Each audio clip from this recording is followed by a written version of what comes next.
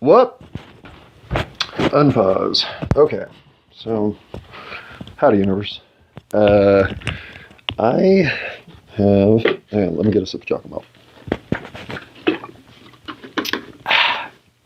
Tasty. Chocolate milk, mustache. Oop. Little dribble on my pants. Okay. No, that was from my chocolate milk mustache, not the other.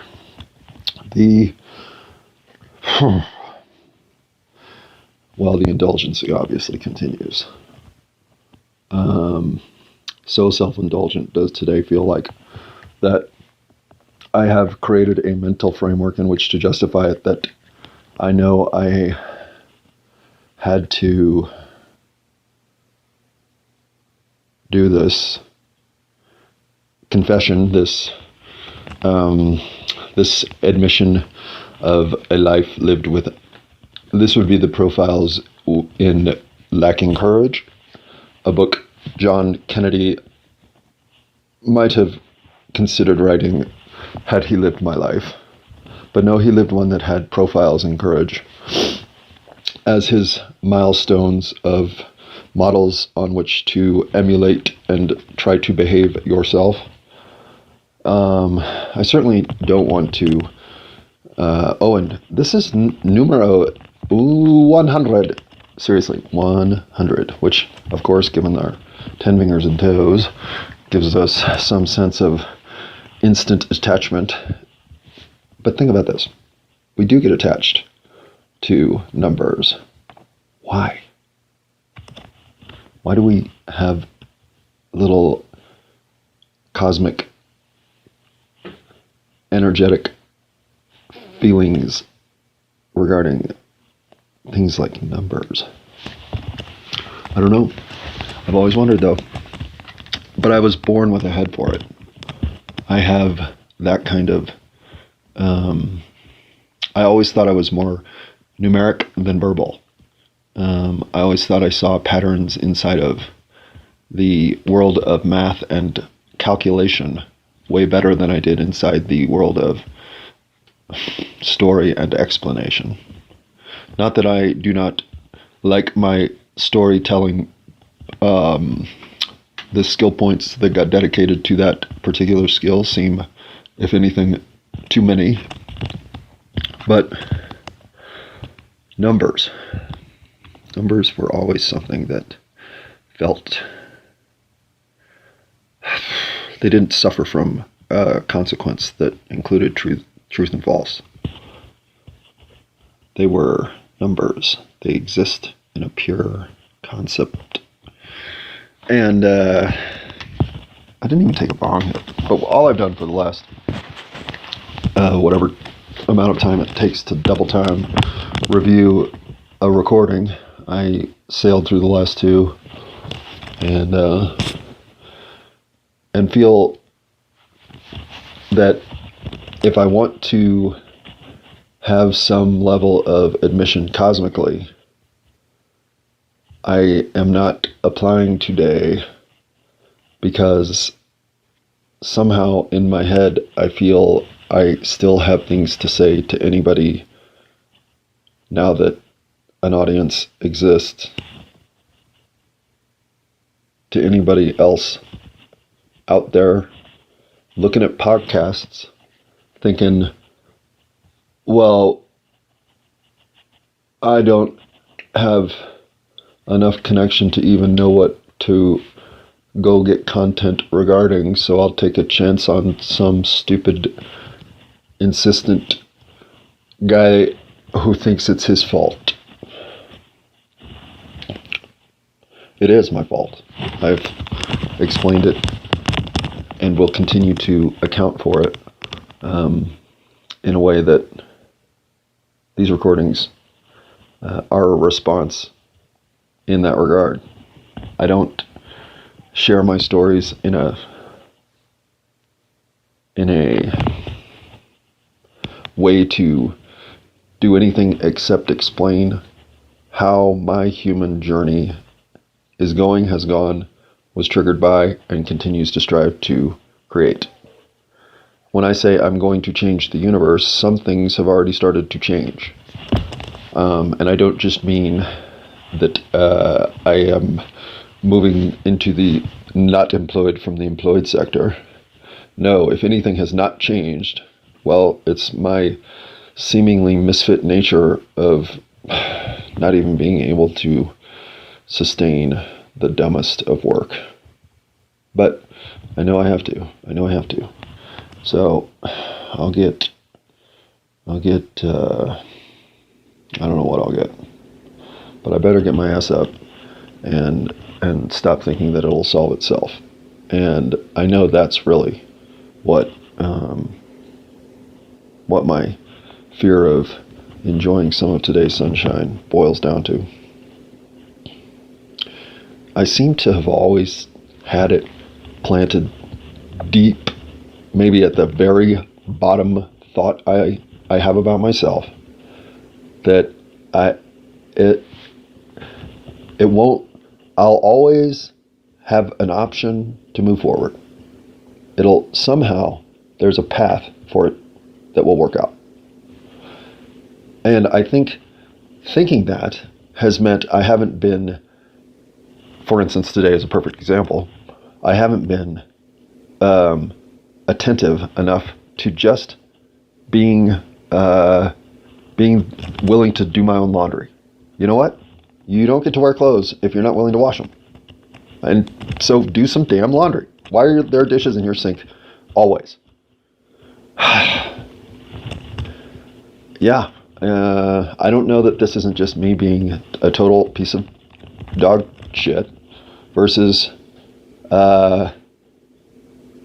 always believing that figuring out something or giving myself a chance to think through something with clarity for the first time has so much value that I want every opportunity to indulge unless I absolutely can't indulge because something else has precedent over that. But the only time that something has precedent over that is if it's to the point that it could disrupt my life in a meaningful enough way that I can't risk it. Okay.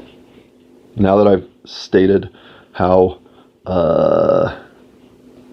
selfish I am, how my thoughts and vibrating sensibility of where I am currently in relation to fulfillment of a human life sits,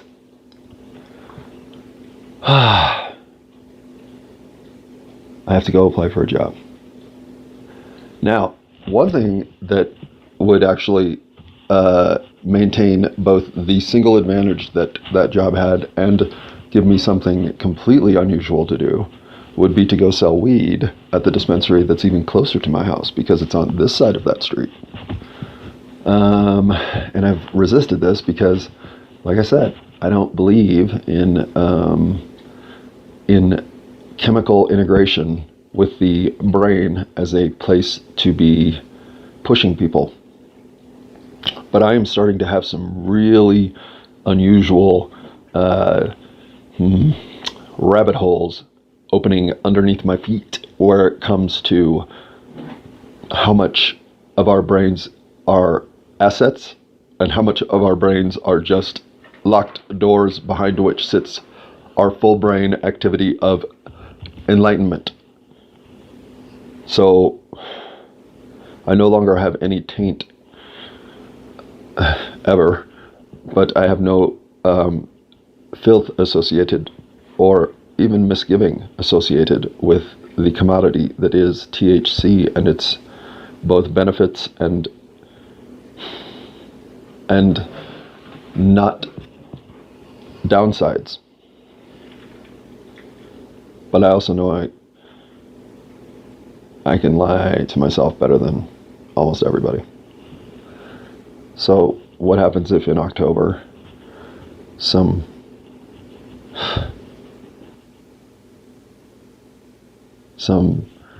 cosmic crash with the universe and I am the asteroid that creates it?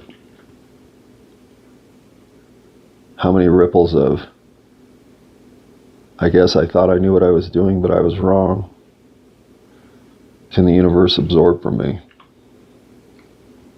I think it's had its level of forgiveness pretty much maxed out. And so I have only one check going forward, really. Do I think I'm lying to myself? I think I speak the truth of what it's like to know how going to work has always, in some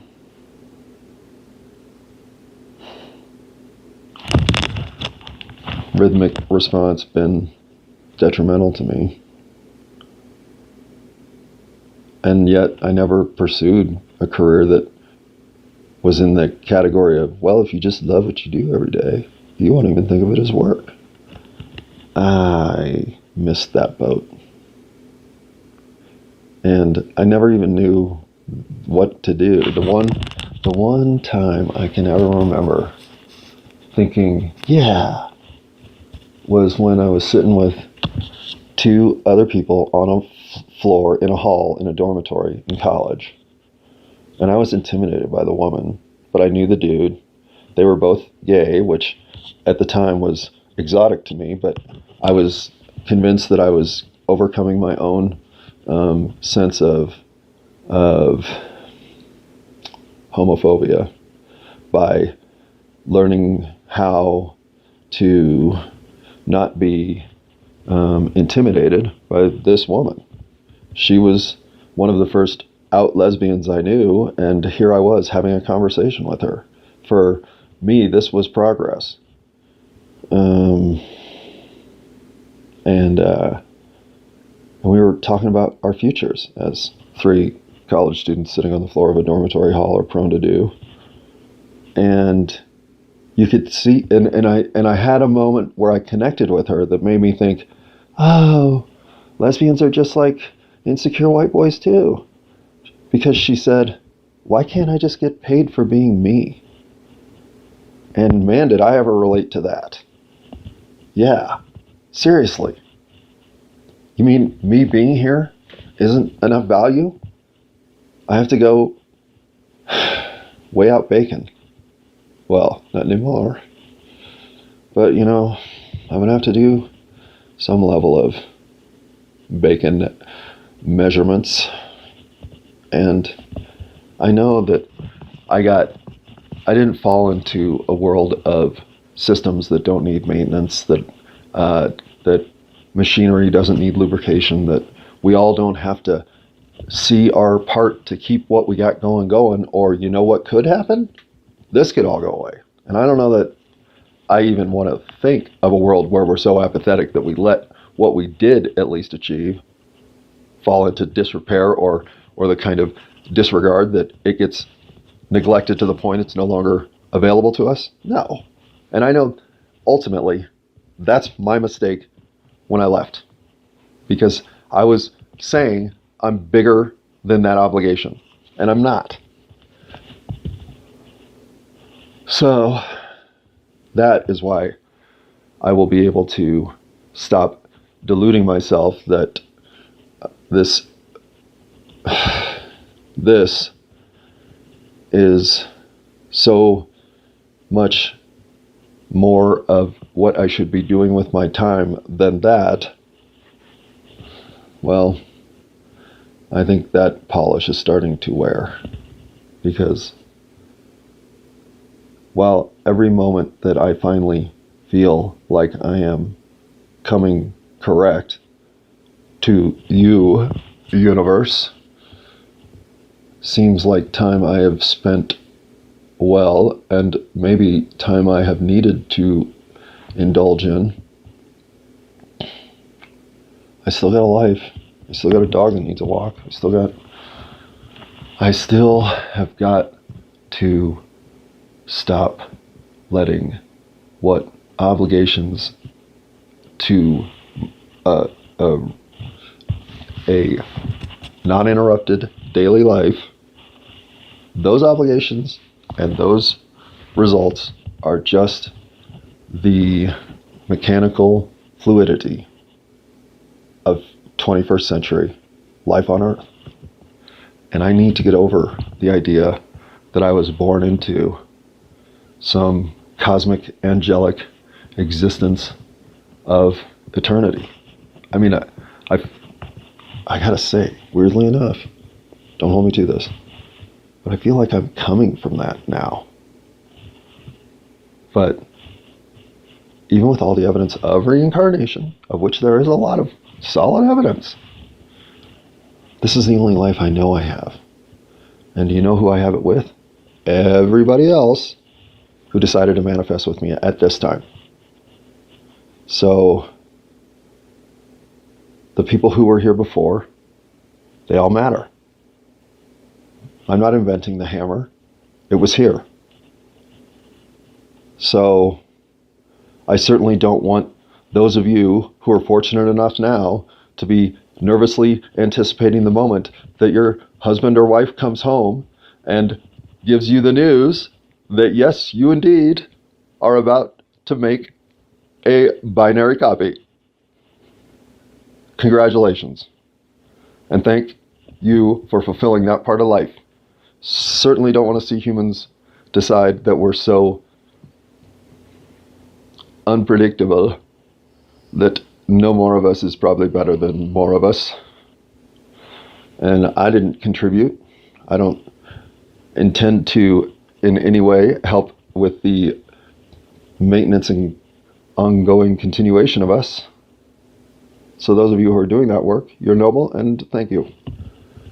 But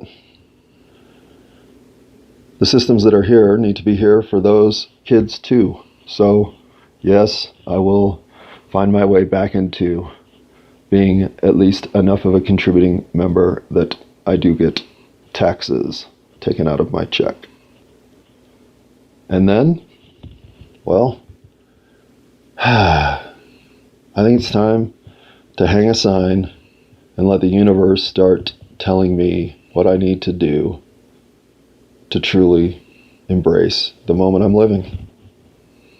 And that, I guess, should be what the next round is all about, which is why I thought it would be better delivered in one big package than day-to-day chunks. Because if I'm actually going to stand outside with a sign that says, "Come talk to me if you want me to be kind, understanding, or forgiving," well, that's kind of a weird thing to offer the universe. I certainly have never walked past that sign in my 52 years, unless all you holy people think that's what your church signs say. No, most of them say, Wednesday 7 p.m. potluck, no noodles needed, see you all there.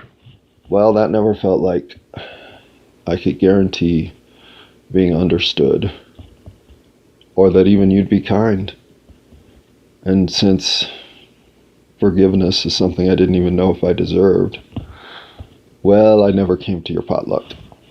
And I don't know how you get to meet people in this world anymore. So I figure advertising myself is as good a choice as any. But you know how it can be. You buy that advertising and nobody comes to your sale and you think, well, my message must be dog shit. So I can see that stumble bumble approach at least teaching me, well, this way didn't work. But since I have limited scale for both resources and outreach, well, I have to trust the universe to work with me on this one. And 100 recordings into this, I have at least shown myself that what I'm doing here is making my life better. And that's all I've ever wanted to feel like I was actually doing. And yes, I'm still obligated to my maintenance, my service to the rest of you. So, hello, Walmart. Can I fill out the application by hand, or do you want me to use this computer? The computer? Okay, yeah. No, I do know how to type. But thanks for asking. I know I look like I might not know how to type. So, here I go. But I certainly can't ask you to self-evaluate and do what you need to do without having the same gumption myself. That seems awfully well, two-faced, hypocritical, and if nothing else, slightly better than you. So, that I know. And the rest of it, though, well, I'll be here working through 6 more episodes of my childhood. And I don't know that I'll get to my zoning and sports stories because, frankly, those are stories I'm the winner. But I know I will get to my bronze medal of you did what stories that involve alcohol and driving a vehicle. That is what this whole album was about. Making sure you know that I am capable of meeting you at your worst. I've done it. I've done worse. I've been a thief. I've been a liar. I've been better than everybody elseer. I've been a you deserve this and I don't-er. I've been a you tire me. I don't even want to pay attention to you. I've disregarded people on every level that's possible. I have just never actually taken someone else's life. Because on top of everything else, I am forcing you to maintain your existence in my world with me and just put up with me. Maybe that's my biggest disregard of all. I never was able to take myself out of the equation and give you all a break. I don't have the courage to kill myself. I just eventually, with the life I led, came to the realization that maybe that was the solution that inevitably it would entail. Well, I haven't thought of suicide in a long time now. And by that I mean 6-7 years, which for me is a long time. And why would I anymore, you know? Listen, why ever we're here, I think we chose to do it. This isn't chaos. We actually thought, for whatever reason, that we had the toolbox to turn this thing around down here.